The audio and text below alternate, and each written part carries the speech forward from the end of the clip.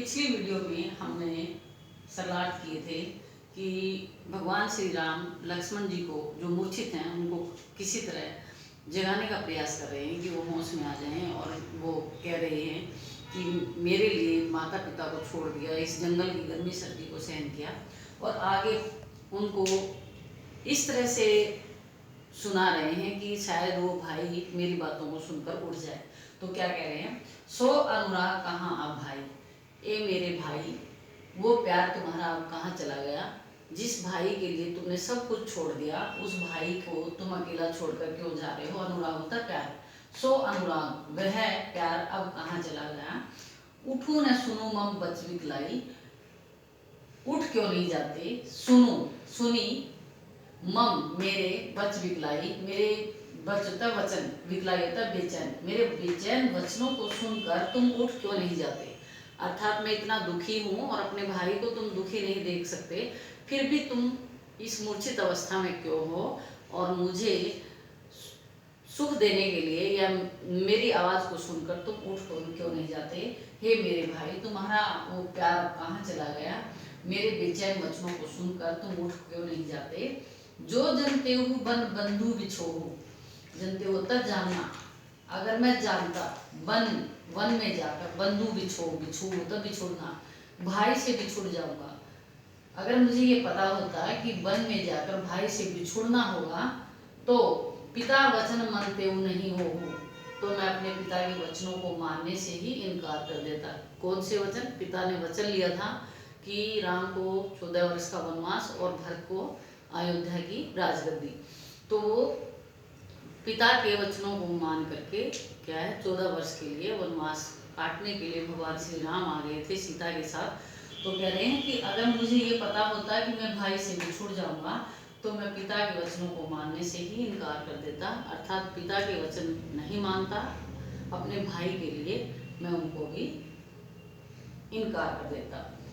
आगे क्या कह रहे हैं, सुत बित नारी भवन परिवार, सुत होता पुत्र, बित होता धन, नारी होता औरत, भवन परिवार, पुत्र धन नारी भवन और परिवार, हो ही जाही जग बारी बारा। इस संसार में बार बार मिलते हैं, कौन मिलते हैं, पुत्र धन नारी भवन परिवार। इस संसार में सभी कुछ बार बार मिल जाता है, यानी जन्म होता है तो उसके बहन भाई परिवार सब मिल जाता है।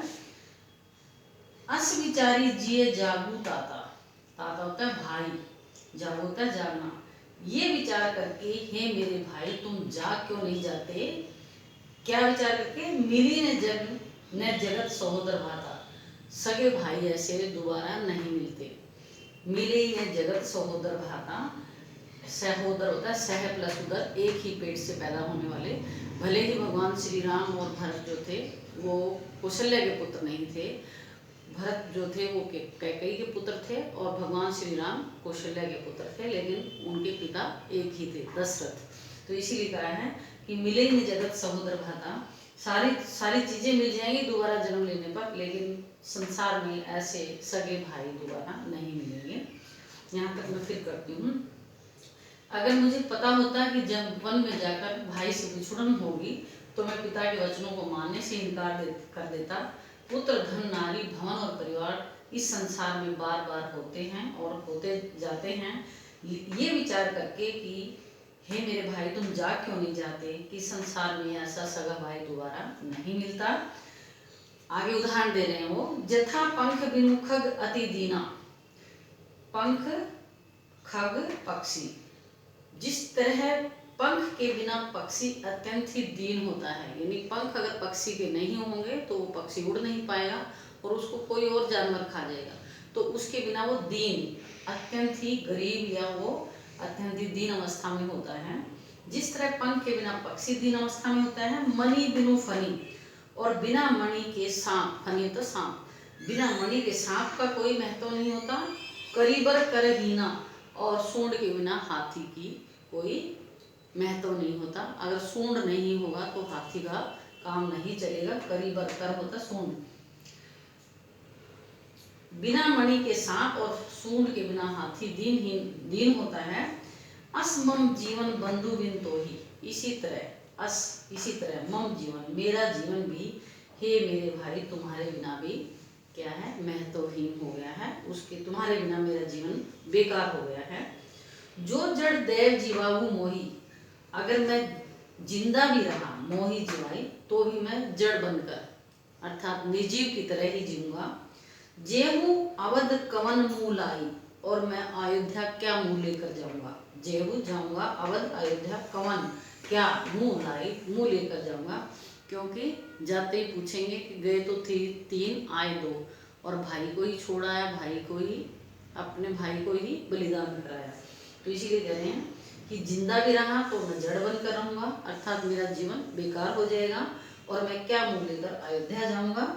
नारी हेतु प्रिय भाई गवाई, अपनी औरत के लिए हेतु के लिए प्रिय भाई गवाई, अपने भाई को ही खोआया। अयोध्या के लोग कहेंगे कि औरत के लिए भाई को ही खो दिया। बरु अपजस सहजेसु जग माही, और ऊपर से मुझे इस संसार में अपयश भी सहन करना पड़ेगा। क्यों? अपयश का मतलब सारी दुनिया मेरी क्या हंसी उड़ाएगी, मेरा अपमान करेगी कि भाई को ही जिसने पत्नी के लिए कुर्बान कर दिया। नारी हानि विशेष क्षति नाही, क्षति होता है हानि नारी की, क्योंकि नारी की हानि कोई विशेष हानि नहीं होती कि पत्नी अगर मर गई तो दूसरी आ जाएगी, लेकिन भाई मर गया तो दूसरा नहीं आएगा। तो प्यारे बच्चों, उस समय का वर्णन किया है तुलसीदास जी ने, जिस समय औरत का महत्व बिल्कुल ही नहीं था कि एक पत्नी मर गई। तो आपने 11वीं कक्षा में भी पढ़ा था, सुमित्रा नंदन पंत जी ने कहा है, खैर पैर की जूती जोरू एक नहीं दूसरी आती। तो वो कहते हैं कि औरत पैर की जूती होती है। तो यहाँ पर भी उन्होंने यही कहा है कि नारी हानि विशेष क्षति नहीं, नारी की हानि कोई विशेष हानि नहीं होती, और उसके लिए भाई को अगर खो दिया तो मुझे अपयश मिलेगा। तो यहाँ से करती हूँ मैं कि जिस तरह पंख के बिना पक्षी और अति दीन होता है, और मणि के बिना सांप और सूंड के बिना हाथी का कोई महत्व नहीं है, उसी प्रकार है मेरे भाई तुम्हारे बिना मेरा जीवन भी बेकार है। अगर मैं जी भी गया तो मैं जड़ बनकर यानी निर्जीव की तरह ही अपने जीवन को बिताऊंगा।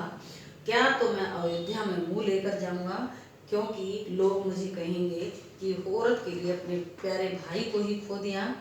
ऊपर से मुझे इस संसार में अपयश भी सहन करना पड़ेगा, क्योंकि नारी की हानि कोई विशेष हानि नहीं होती, अर्थात पत्नी का खो जाना कोई बड़ी बात नहीं थी। अगर वो खो जाती है और भाई मिल जाता है तो वो भाई को अधिक महत्व देते हैं। तो प्यारे बच्चों, इस सरलार्थ में भगवान श्री राम अपने भाई को इस तरह से वचन सुना रहे हैं, शायद वो इन वचनों को सुनकर उठ जाए कि वो भाई उसका कितना दुखी है और वो अपने भाई को दुखी नहीं देख सकते। अभी ये कविता अधूरी है, आगे की जो कविता है वो अगले वीडियो में करेंगे, और मुझे उम्मीद है ये आपको समझ आ गई होगी।